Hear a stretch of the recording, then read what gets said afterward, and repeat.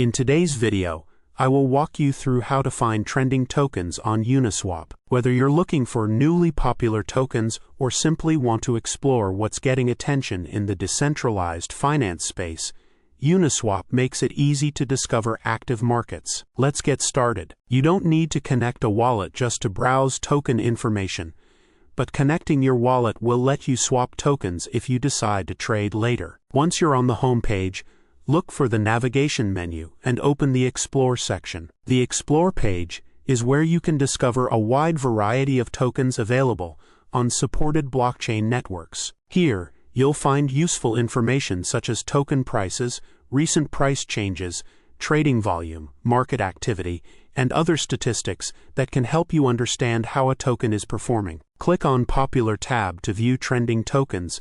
This consistently show high trading activity or significant price movement are often the ones attracting the most attention from traders. Remember that a trending token isn't necessarily a good investment. It simply means there's increased market activity. Click on any token that interests you to open its dedicated information page. Here you can review additional details such as its price chart, recent performance, liquidity, trading volume, and supported trading pairs. And that's how you can find trending tokens on Uniswap.